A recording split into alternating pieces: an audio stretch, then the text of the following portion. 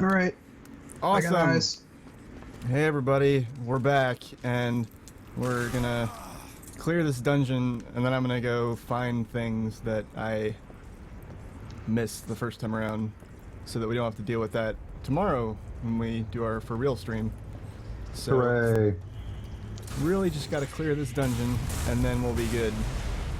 And took some time to like glance at the strategy guide that I have before going on the stream, and there's like two more of these big spider things that I have to kill. Yeah, these guys. So Gensu, how was your day? I've been playing Assassin's Creed Origins, which I'd been putting off, but then it was on sale, and you know, if I'm perpetually anything, it's bored, so pick that up. And it's not the worst Assassin's Creed, but Ubisoft clearly is just dead set on continuing the worst of their traditions with all of their games. I was on full display in Far Cry 5 when they decided, hey, you know that whole being dragged into cutscenes and forcibly drugged thing? Yeah, we're going to make that the entire plot of Far Cry 5. And yeah. And in Assassin's Creed Origins, you get a little nod to AC Unity with the whole having to stumble around drunk while not really having any choices to make, so it begs the question, why the fuck isn't this a cutscene? There's actually a lot of that. That's what's been pissing me off most about ACO so far, is when it forces you to slow walk around when there's nothing you can actually do. It's like, why is this not just a fucking cutscene? Speaking of cutscenes,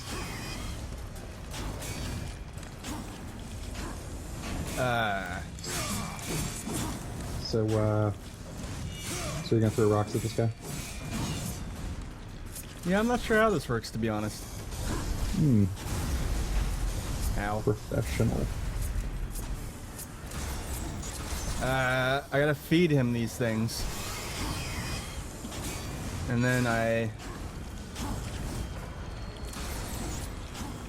Oh, those aren't rocks. See, I thought they were stalactites or something. No, those are clearly previous kills of hers. I don't know. I don't want to assume this big crystal spider's gender or anything. Oh man, come on. What? I mean, clearly there's something to the feeding that thing, but then how the hell do you damage it?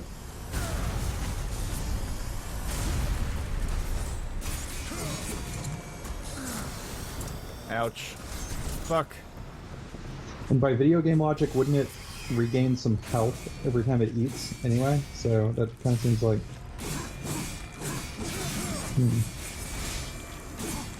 I don't know if I'm doing any damage to this motherfucker. You prefer games where enemies have health bars. They do in Darksiders too, for whatever that's worth. Well, it'll be worth something when we get to that. Yeah. Any other names that you recognize from that list I gave you earlier? Oh shit, where is that? Did you DM me that? No, it's in the Discord. Yeah, okay, so in video, I guess I just gotta scroll back up. Oh, okay. Well, obviously, yeah, I'm familiar with Metroid. Echo the Dolphin. That's an interesting choice. Yeah, man. That's a classic. Have you played Subnautica?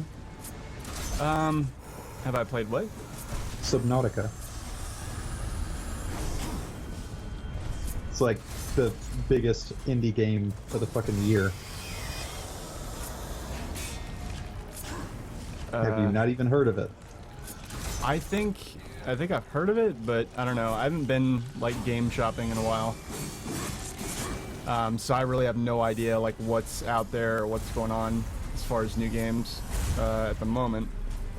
But if you had looked at Steam in the last year, it would have been hard to miss because it's been on the front page practically constantly. Oh my god. How do I... What do I do?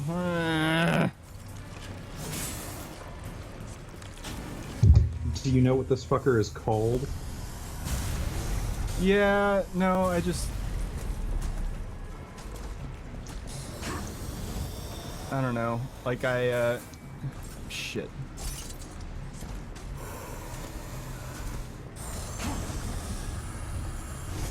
Ah! There's got to be some significance to feeding it. I just don't know what that is.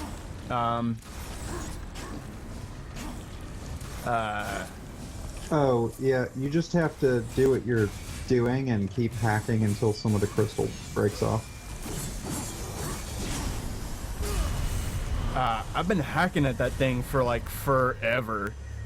Are you using the gauntlet to hack at it? Oh god, I'm a fucking dumbass. Jesus fucking Christ. Yeah, I forgot. I always forget that like the gauntlet, that's like its special thing. It fucking removes the blue crystals or whatever the fuck. You died! I know I died. That was a thing that happened. Hooray.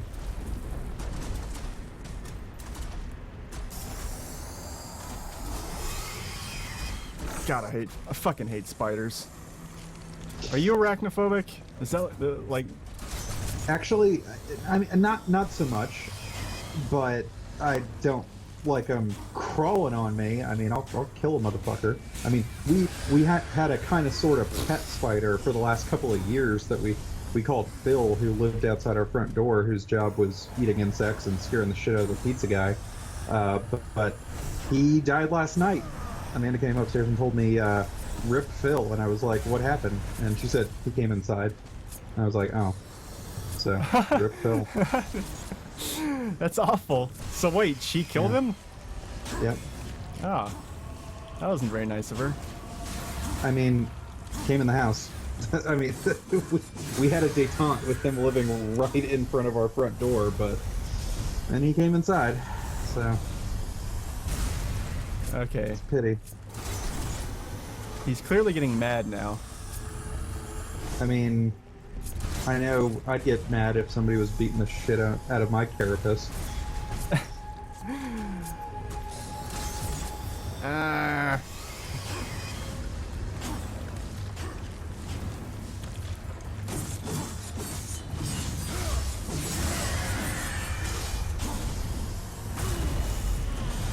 God damn it. Well, at least now I know what I'm doing. Well, you say that.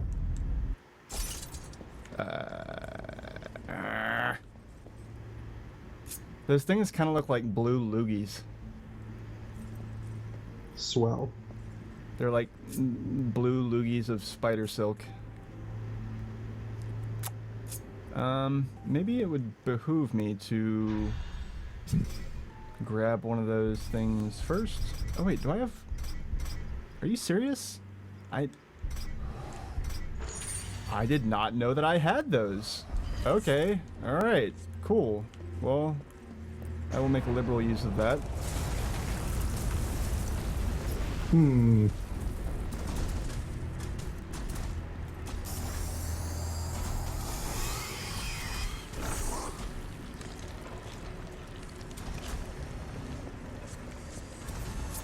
Gross. No, that's not the right thing to be using. GG.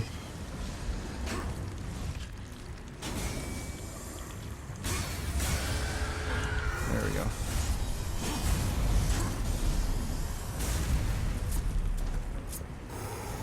go. Go away. Leave me alone. Leave me alone.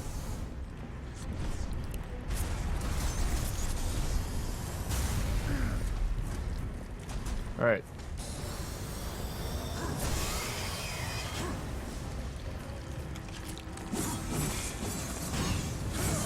Ah, God. Do I have to get, like, behind the thing every time? Because that's annoying. Anyway, Ginsu, talk to me. What's going on in the world? I have no idea. I've been playing ACO for the last, like, day straight. So I have no fucking idea what's going on in the world. I saw you post something earlier about like Apple and money. Oh making a lot of yeah, yeah. So Apple's got more cash on hand than the GDP of most countries, and yet somehow not a single billionaire works for Apple. How's that possible? Like, who has the money? The company has the money. It's just capitalism. I mean, they've created all of this surplus value, and they're not giving it to fucking anyone. Like, not even Tim Cook, their CEO.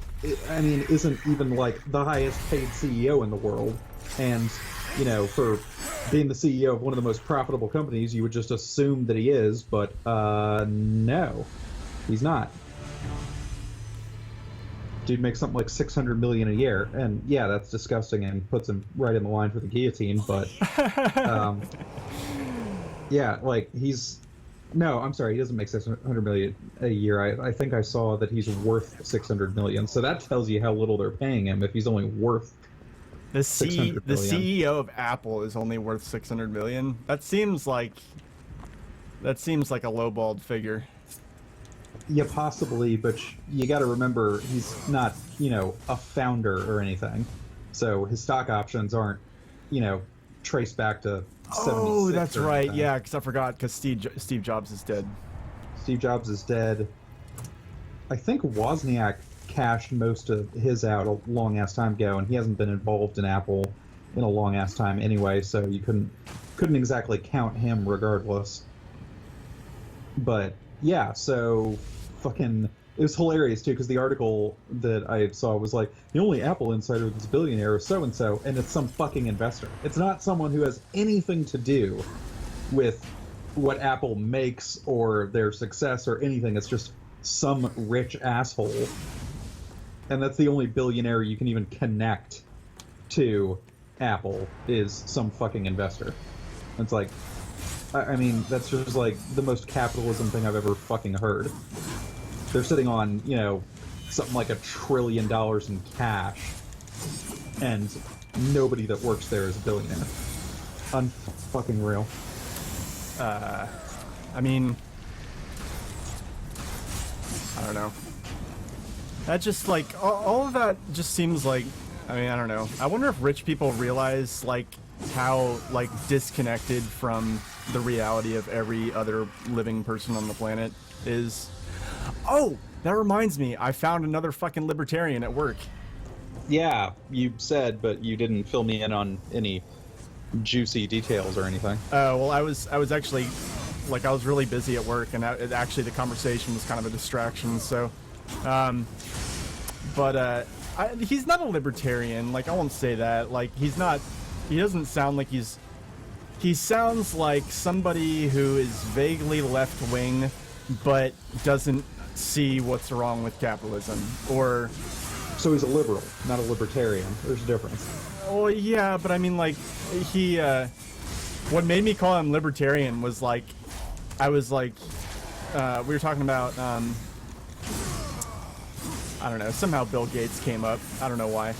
And, because we were talking about how, like, they're stupid because they keep doing all this stupid shit the hard way, and I kept having to show them, like, you can just, like, fucking,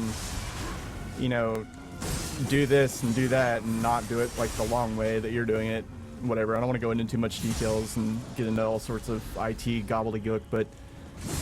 And then one of them quoted Bill Gates and was like, Bill Gates said something like, I'd always rather hire a lazy person because they'll find the easiest way to do something. I was like, yeah, no, the fucking capitalist pig has a point. And then that got, like, the conversation got all political after that, and I was like, there's no moral justification for anybody having that much money. I don't care how much of it they give away to charity, because of course the argument came up that he had given away like X number of dollars for whatever, and how, like, no matter what his intention for doing it, like, it benefited, people somewhere. Like, some people are better off that were previously, like, horribly not well off. You know? Am I making any sense? Yeah. Okay. And I was like, you know, there's no moral justification for anybody having that much money. And also, you can't, and I'm pretty sure I've already said something like this, like, on, you know, when recording with you, but, like, if somebody has $50 billion and they give away $49 billion, they're still a fucking billionaire.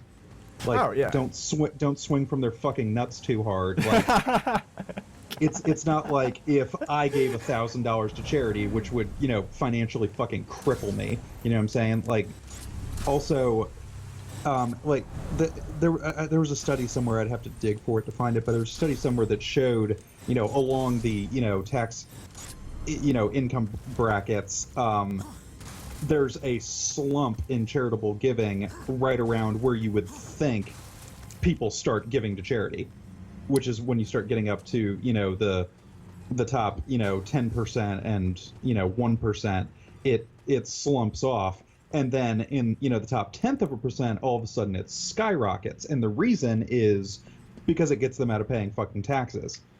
Yeah, and I was like, you know... And all of the tax loopholes for charitable giving only actually do any good for the insanely rich. So, like, that's the other thing is, if I give money to charity, I ain't getting it back in my taxes. If Bill Gates gives money to charity, he's getting it back in his fucking taxes. Or he's getting something back in his taxes, at least. There's literally no way I could afford to give enough money to charity to exceed the standard deduction. So...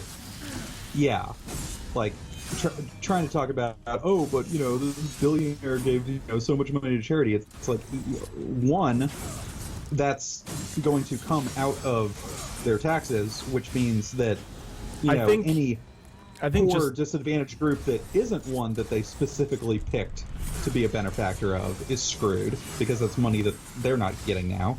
Roads aren't getting improved, et cetera, et cetera, et cetera, et cetera, et cetera. So, no, I mean...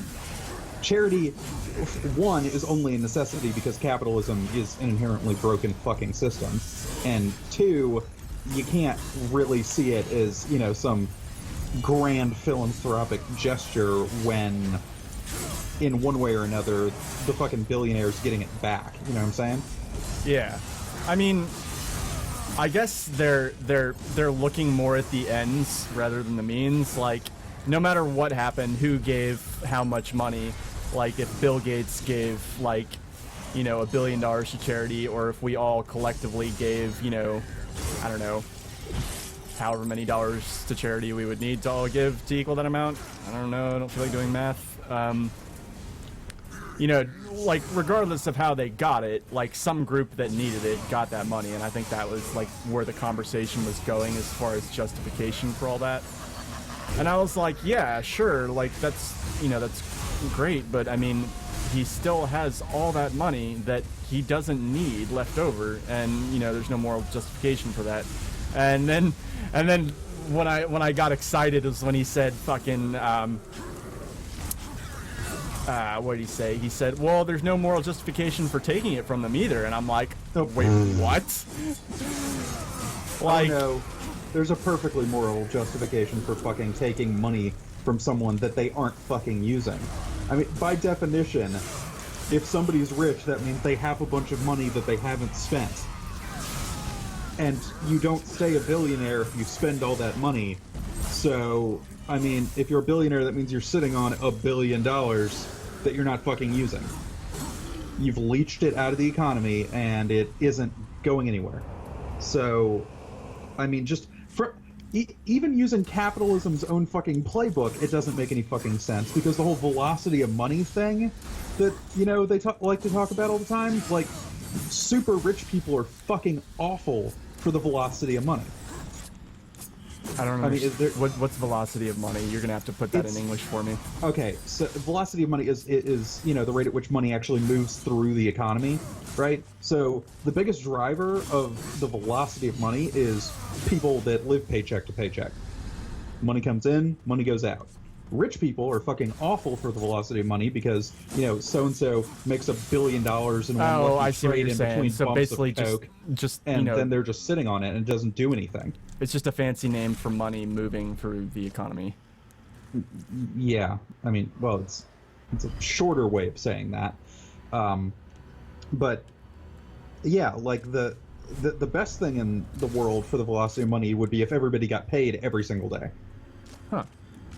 Yeah, the more often people get paid, the more likely they are to spend money more often, and it's not really good for the economy if, like, in some European countries, for example, where it's common for people to get paid once a month, like that's awful for the economy because most spending happens, you know, at one time of the month, and then it really just trickles the rest of the time. Capitalism kind of needs people to spend money kind of, you know, all the time. And, you know, rich people don't fucking do that. And when they do spend money, it's largely on, you know, tacky bourgeois crap that doesn't really help, you know, the rest of the economy out. You know, if fucking, I don't know, if some fucking, you know, heiress to a fortune goes out and blows a fuckload of money at Dolce & Gabbana, that doesn't really help any other economic class, you know what I'm saying? Yeah. Because even the people that work in places like that aren't, like, you know, really poor. You know what I'm saying? Yeah. Ditto for there's a couple classes of waiter, the kind of restaurants that rich people like to go and blow a bunch of money at. The waiters there aren't in the bottom tax bracket either. You know what I'm saying? So, like, when money gets up to the top, I mean, we all know trickle-down economics is bullshit anyway, but it's really easy to see that there's literally no angle from which the money ever goes back down again. Did you ever? You know what I'm saying? Yeah. Did you ever work a job with a tipped wage?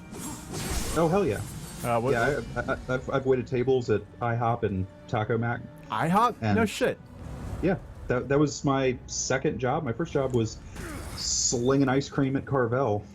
Man, I fucking miss IHOP. Like, that is... I mean, it's still a thing, but... No, I know. Do they not have them where you live? No, they have fucking... Or I mean, I don't know. Maybe they do. They don't have any in the metro Pittsburgh area, I should say. Well, you probably have a Huddle House, because those things are all over the fucking place, and I discovered recently that they're not the shit they used to be.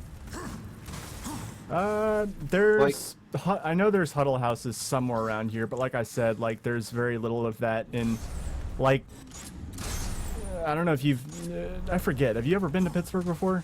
I have not been in the state of Pennsylvania, to the best of my memory. Well, yeah, Pittsburgh is, like, laid out very differently from Atlanta. Like, like, the line that you cross where, like, suburbia stops and downtown begins is very, like, stark. It's not a gradual change like you just, like it is in Atlanta. Yeah. And so, like, you know, I live pretty much on the other side of a really big hill from downtown and the river too, and like everything in that area is all like local restaurants and such. Like if you Grubhub, I actually didn't start Grubhubbing very much until I moved here. Like if you Grubhub around here, like you'll come up with all sorts of crazy shit that you've never heard of before, because it's all like local businesses and restaurants and stuff like that, and like there's no chains or anything like that anywhere. Which, you know, it's probably like that in downtown Atlanta too. I just didn't know. Oh no, there's plenty of chain shit in downtown Atlanta. No, but I mean, there's probably more local businesses in like downtown areas in general. I mean, there's always going to be a greater variety of shit in a denser commercial area, you know. Also, if there's a greater population around, it's easier to get by as a smaller business. That's why out in the fucking boonies and, you know, like redneck hell parts of the country, it's like nothing but, you know, chain fast food restaurants and shit like that, is because they can, you know, they can afford for one, to set up, and if they start slow, they won't die immediately, and then two, you know, they can beat everybody else on price anyway, so you end up with nothing but chains. And that's how Huddle House like rebuilt their business, is they intentionally went and franchised, you know, targeting, you know, rural and, you know, like less populated areas and shit. Damn it, and, you're making me miss Waffle House now. Yeah, I haven't been to Waffle House in forever because the nearest one to me now is realistically like half an hour away. Alright, so let's see. I'm going in, like, I'm fighting like an actual boss now, so I need to, like, and like not a stupid boss where you run around on your horse and like shoot it in the face. Like an actual real boss, so I'm trying to figure out like a crystal spider? No, it's the I mean, you'll see. Okay, so I'm gonna give, I don't need any of this shit. Give this to that, and then what is this, fire damage? Environmental weapons. You know, this reminds me, there's like these roaming sort of mini bosses in Assassin's Creed Origins. I'm not going to try to pronounce the name. If anybody's watching, listening, that's played, you know why I'm not going to try to pronounce the name. I'm probably not going to get it right. But anyway, they're basically like sort of bounty hunters that get sent after you, you know, get told, oh yeah, just go kill that guy, and you kill that guy, and it's like, oh, joke's on you, motherfucker. All my buddies are gonna hunt you down now. Hold on, we got a cutscene coming up. Okay, I think the voice acting in here is actually pretty cool, if I remember correctly. You honor me with your I'll take your word for it. There are so many stories about you. You have killed 3 of the chosen. We'll turn up Twitch for a second so you can hear it. I'll be quiet. Hearts. Disturbing. Is that why you have come? To slay the final Tower Guardian?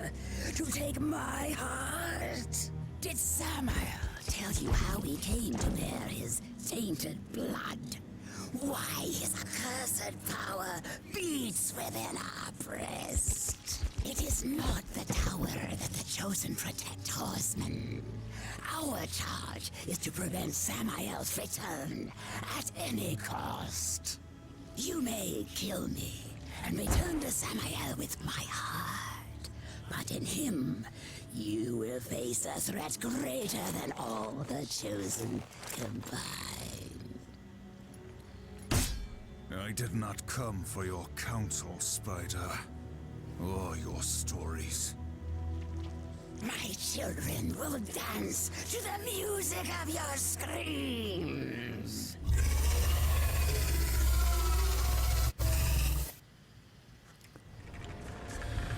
Oh boy. Alright.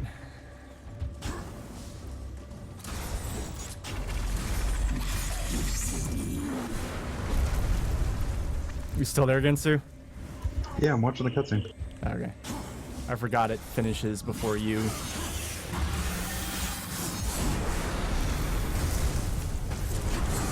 Okay. Yeah, so the voice acting, she sounds pretty much exactly like the stereotypical, oh, it's a talking spider voice.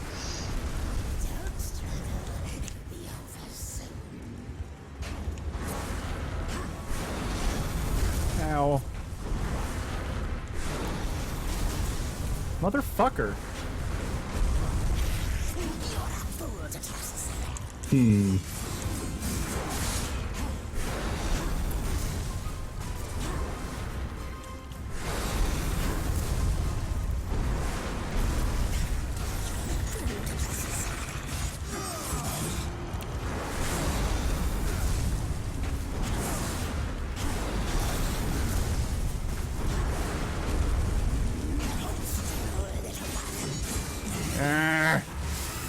So anyway, I was talking about ACO. So these assholes start hunting you after you kill this one dude, and they just roam around. You can see them on the map.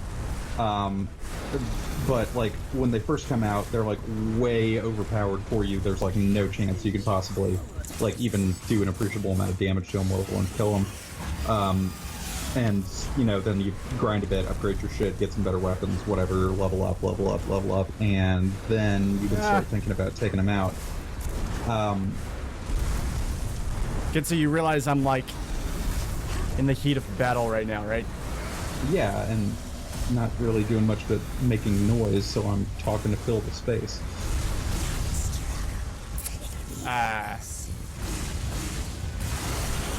God damn it. Yeah. Yeah, Well, this is better. talk about, I don't know. Well, I had a topic and I had a point, but you know, whatever. Well, fuck your point. Okay. God damn it. Come here. I mean, alternatively, let's ask Darren for some input. Oh, did Darren finally, like, No. figure his shit No, he out? didn't. No, he didn't. That's my point. Of course not. So yeah, your new mic sound like, I don't know if you're just talking more quietly, but you sound more muffled. I don't know why. Well, I mean, I put a foam ball over it, and I've got the pop filter, and the positioning is better, so... Alright. I might just need to turn you up a little bit. This is why we checked levels before we started. Well, we did, and you said they were good.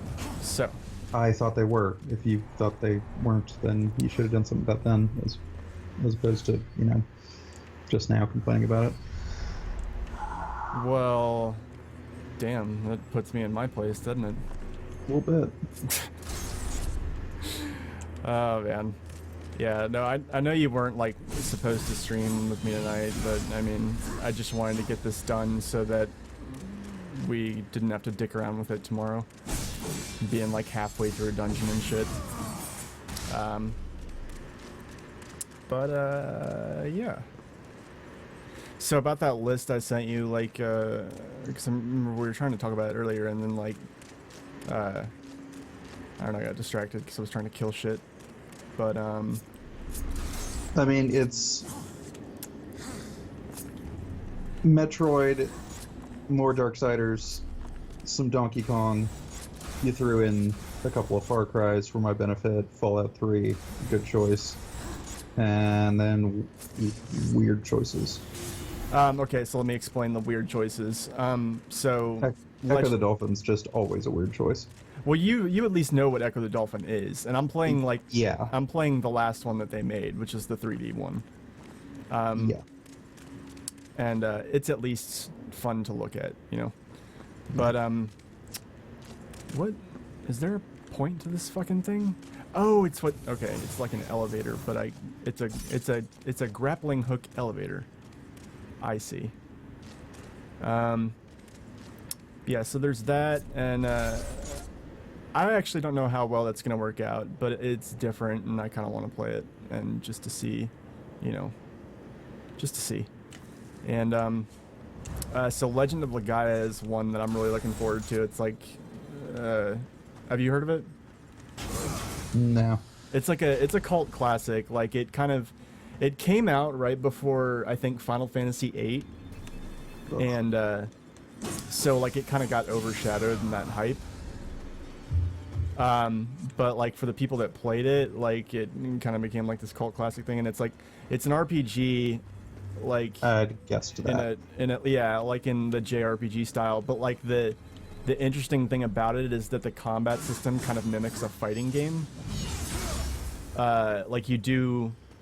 And, like, the graphics are really good, too, as far as, at least as far as, you know, for the time. Like, the in-battle graphics are really good. Like, you've got, like, full body, like, you know, not, like, super deformed sprites and shit. And, like, when you upgrade your armor and shit, it actually shows on your character model. Which was, like, I feel like that was kind of advanced for, like, the PlayStation 1 era. I mean, correct me if I'm wrong, but seems like it. And, how the fuck do I get out of here? God damn it.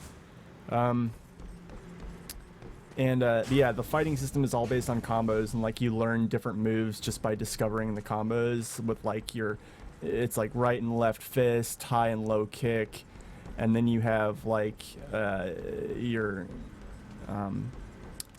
like the character's dominant hand is their weapon arm, and then they use there's these monsters called Suru that basically they're like, it's hard to explain, but they're like they're these creatures that you basically, like, humans can wear them in a weird way. I know it sounds weird. It's kind of hard to explain without seeing it, but they're like these kind of statue-like creatures that human beings can wear, and it gives them powers and shit. And like some of them are good, some of them are bad, blah blah blah. I don't know. It's just a really interesting game, and it's got like it's got a pretty interesting story and stuff. Really fun bosses, and it's like it's not super easy either. Like it's kind of hard to break the game in terms of you know, knowing all the shit that you need to do. Like, some games are really easy to break, like, once you understand the mechanics, and it's just like, wow, like, this game stands no chance against me, you know what I mean? Mm-hmm. Like, Pokemon's like that. Wow, man, you must be, like, dead. I caught you at a bad time, I must have. No, it's just you've shit on the last topic that you know, I was trying to fill some dead air with, so... I'm letting sorry. you rant on about a game that sounds like if it were the last video game on Earth, I'd pick a new hobby. Oh man, I heard. Oh man, I'm sorry. Ooh, I didn't mean to hurt your feelings. JRPG, you already lost me. 2, oh, but it's got a really weird and interesting combat mechanic that doesn't belong in a JRPG. Yeah, now I'm totally done. And then there's this other complication. Oh, go fuck yourself. There's no way I'd ever play that game. All right, okay, all right. Well, I don't like fucking Final Fantasy or Disgaea or any of those fucking endless series of menu games. And I definitely don't want all that complication plus some goofy fuck overcomplicated combat system. I don't like JRPGs. I gotcha. I got no use for them. And you're like, oh, well, you like Pokemon. I'm like, Pokemon doesn't play like one of those fucking things. I didn't mean to shit on your topic. I was just like panicking because I was in a boss, and like, I don't know, I have a really hard time like talking while I'm doing bosses. So like, I don't expect there to be like dead air, but like if you're talking about something and it's like, it feels like something that's directed at me that I should respond to, versus really like wasn't. talk. I know it wasn't, but it was. I don't know. It's hard to get used to. It's weird, man. Like it's weird having another input on a game that you haven't played. So. It's weird having another person to talk to while I do this shit. Okay, I'm sorry. It's gonna take some getting used to. Mm-hmm. But it is overall helpful and like way more fun. What were you saying, by the way? Oh, I can't even remember what the fucking point of it was anymore. Thanks, but I was talking about the sort of roaming mini bosses in ACO. Now I can't remember why or how that tied back to something we were talking about previously. Oh, because we were talking. That's what I was talking about. I told you that I was getting ready to go into a boss fight, and it was like Yeah. the cutscene or whatever, and I was telling you about. I was talking a lot of shit about how it was like a real boss and not like the stupid snake thing that I had to run around on horseback and shoot at. And that's kind of when you jumped in and started saying all that stuff. Yeah, I know that there are real bosses hiding in ACO that I'm nowhere near yet because I've only been playing for like 20 hours or something, so I haven't even scratched the fucking surface on this game yet. I know that the gods show up at some point, and those are going to be like fucking real bosses, but like these roaming bastards are a real assake to deal with. But what's cool about it is one of the complaints about Assassin's Creed is either it like forces obligate stealth, and you know I hate that, or you know you can just do whatever the hell you want. This is kind of different because based on where these assholes are, you know, roaming around on the map, if you get seen while you're trying to take down like a little bad guy zone, a little fort or something like that, if you get seen and you don't stop them from sounding the alarms, if one of these bastards is nearby, they'll show up. So it's kind of interesting. I mean, you can either say, fuck it, I'm going to go all stealth and they're not going to see me, so it doesn't matter. Or you can use that to your advantage if you want to draw one of those assholes out and just, you know, go in, well, not guns blazing because guns didn't exist, but you know what I'm saying. Yeah. So it's a cool new mechanic, and Assassin's Creed definitely needed some of those. Also, the bows are great. There's a whole bunch of different kinds of bows now. One of them is the Predator bow, and if you pick the right skill on the skill tree, you can guide the arrow after you release it, so it's like a fucking tow missile. I fucking love skill trees, dude. Hilarious. I am not the biggest fan of skill trees, and the graphical design choices that they made on all of the menus in ACO are awful. Like, I was just trying to figure out what the fuck all the buttons do, because they once again decided we're going to put in a whole new combat system and change all the buttons, and I was like, oh, fuck me. So I'm just looking at the controller map, and just because of, like, the art style they decided on, I was like, I feel like I need a fucking calculus degree just to read this controller diagram. It's just, they had so many overlapping and intersecting lines, like, you know, drawn way the fuck out, and then it branches around and makes like 3 turns and then points back out to, oh, this is your punch button. Like, what the fucking, oh, it's just, it's bad. Yeah. See, like like those, like games that are really complicated or have really complicated mechanics or strategy involved, like I don't know, like I guess I have a problem, or I guess I'm weird, because like those are the kind of games that like I really get into, and that's part of why, like, I feel like that's part of why I haven't played as many different kinds of games, or just as many, like, as big a number of games in general as you or Darren, is because, like, I find a game that I like and that appeals to me, and then I just, like, play the living shit out of it forever, and then... Well, I mean, your genre of choice is JRPGs that are basically just, you know, Menu Simulator 1994. All right, okay. If I'm lying, I'm dying. Oh shit, I'm not dead. But, yeah, I mean, my genre of choice is, like, you know, open world adventure type, not really RPGs. I mean, because, like, you couldn't call Assassin's Creed an RPG. Like, there's no choices to be made, and you don't really develop as a character or anything like that. Fallout also not really, certainly not in Fallout 4, because, I mean, basically you get 4 options anytime you're talking to someone, and they're all yes, right?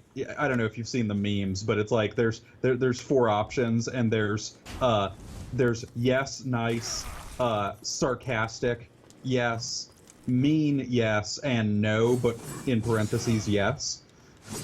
Like, that's all of the fucking conversations in Fallout 4. I mean, it's a great game for a bunch of other reasons, but the dialogue system is not one of them. Well, see, here's the thing: is that, like, that kind of style of RPG that you're poking fun at is kind of, like, it's kind of dead. Like, there's very few games that are being made in that style anymore, because people, like, you know, that the attention span required to even kind of make progress in one of those games is a dying category of gamer. Well, I mean, there's way too many other games that are fun and a lot easier to play than those. Well, and I mean, if I wanted to play a fucking, you know, staring at, you know, text simulator, I'd go back to playing EVE Online, because at least the point of it is fun to me. You know what I'm saying? Like, the point of Final Fantasy never appealed to me. The story never did anything for me. Well, the thing about those games was their, I don't know, the thing that kind of made Final Fantasy famous was the job system and like the amount of customization that you can do and things like that. And that's kind of, and like for people that like really nerd out about like character building and stuff like that, I mean, that's something that anybody can relate to, I'm sure, that's ever played a video game, right? Is the idea of building out and powering up a character, you know? Sure. Yeah. So, like, they offered a lot of different ways to do that in every single Final Fantasy game, and, like, no matter... And every time it was different. Like, it's kind of common knowledge that all the Final Fantasy games aren't really related in terms of story or plot. Like, they're not actual sequels to each other, you know? Yep. But, like, not only that, but, like, the mechanics like, every single Final Fantasy game has a completely different character progression system. And, like, some of them have been, like, like downright experimental, and like I don't know, it's just I guess it's interesting to me, but like I think the most basic thing that drew people to it was the iteration of the job system that they introduced in Final Fantasy V, where they basically you had a bunch of jobs that you could assign to your characters, and then those characters would learn certain abilities based on like what job they were assigned. But like then after you learned those abilities, you could switch over to another job, and like if you'd permanently learned them, you could pick a handful of abilities from other jobs and add them to whatever one you were currently using. So you got to make like these hybrids of like all the different preset jobs, and I don't know, I guess like it was fun to nerd out with, and I guess that's not for everybody, but like for the purposes of like building characters and then using them to kill shit, like it was really fun. Yeah, just so everybody knows, I beat this dungeon. I'm going back in here just for the sake of continuing this lovely conversation with Ginsu and finding there's a treasure in here that I couldn't really get the first time around until I beat the dungeon, and I'm going back in here to get it. It's a really good treasure. Anyway. So yeah, that's kind of where the appeal of Final Fantasy comes from, is all the different character progression systems they had, and then of course like the graphics and things like that, and or not the graphics, but well, I mean the graphics have been pretty good in every single game for their time, but the story is like, you know, it's if you're an anime person or a JRPG person, you can probably, you know, find something to like about it. There were a few Final Fantasy. I mean, the thing is, like, I've never been that into. There's just the only animes that I've liked are the ones that like anime nerds go, oh. Well, I'm not really a big Dragon Ball and Full Metal Alchemist and. Wait, now I'm really reaching, trying to think. What's a slightly less Samurai like Champloo. Commercially successful one that I've Samurai actually Champloo. watched? No. You haven't watched Samurai Champloo? No. You should I watch watched Soul Eater. Soul Eater was pretty good. If you know, now someone in the comments is gonna be like, "Oh, that wasn't made in Japan," or some shit. I'm positive. No, seriously, Ginsu, you should watch Samurai Champloo. It's a good fucking anime. Like, and it's not like, it doesn't beat you over the head with like the anime style stuff. Like, it's actually, it's kind of a really artistically done anime. And like they had like this hip hop DJ do a lot of the soundtrack for it, and it was just like really Afro Samurai. Yeah, well, I mean, I think Afro Samurai probably got some inspiration from it, but like, it's. Oh, so it's older than that? I'm pretty sure, yeah. It's basically this whole thing. It's from the Edo period in Japan, like where there was like feudalism and samurai and stuff like that. But it was. I think that period is like roughly coincides with like the 1800s or something like that. But like the interesting thing about the anime is that there was all this like anachronistic shit in there, like in the you know, in the breaks between scenes, or you know, commercial breaks or whatever, they would have some guy like beatbox this little riff, and then like, and there'd be like vinyl scratches and stuff, and the soundtrack was kind of woven into the story, and there was like a samurai like beatboxing into his fucking katana handle and shit, and it's basically it's about these two. It's about a ronin and like a ruffian, basically. Like he's good with a katana, but he's not like a samurai, and he never was.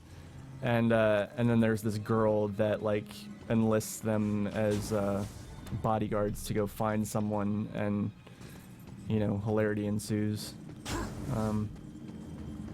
I can't go into too much more detail without like spoiling it, but it's a really neat anime, and it's kind of, I mean, you know me, like I'm kind of a sucker for artsy shit, and it's a very artfully done anime, and it doesn't really, I mean, there are certain anime tropes that never go anywhere, but as far as animes go, like it was, I think it was pretty unique, and it actually and it was unique in like a way that was successful because like it wound up on Adult Swim over here in America, so like it wasn't one of those like one-off animes that like never, like nobody ever heard of, and like it winds up on Netflix like 50 years later. Yeah. Yeah, but like real anime fans only like an anime if nobody else has ever seen it. I mean, the snobbery just drives me fucking nuts. And then the real anime fans are like, oh no, you got to get it with well the real hardcore otakus insist on, you know, becoming fluent in Japanese. But then if not, then oh, you got to get subs, not dubs, because the Japanese voice acting is so much better. Just objectively, no the fuck it isn't. I've never ever seen anything, any anime with Japanese voice acting that wasn't fucking obnoxious and awful. Like, it's just like everybody has to either be like super, you know, deep voice or like really high pitched voice and just shrieking all the time. It's I think no. Well, I think that where they're coming from, if I may, is that basically sometimes when they don't. God damn it! How the fuck do I get upstairs? I think what they're trying to get at there is that there's you know, like with English dubs, you know, sometimes I'm sure you've seen an anime where the English dub is just like, wait, what? You know? They're like, there's like lip flaps and like you see a character on screen mouth a word with like 15 syllables and like the guy on and then the voice on screen is like, because okay. I don't watch really obscure animes with shitty dubs. I mean, like I watched the Funimation dub of Dragon Ball, and that's kind of the gold standard for dubs. Really, I mean, yeah, occasionally you'll see a little flap, but they usually do a pretty good job of making it so that you don't really notice that. Okay, well, even if you're looking for it. Like, yeah, I know what you're talking about, and yeah, that's a whole nother kind of problem. But I haven't personally. If I see that like that's all I can find in a dub, I don't watch that anime. You might be more of a hipster about anime than I am. Then I'm not a hipster about it. I don't care. No, what I'm saying is I can't be bothered to watch a fucking subtitled anime, because it's like if I wanted to fucking read, I'd have just picked up the manga. You know what I'm saying? Like I don't like having to fucking read, because I see what this is about. You don't like subtitles.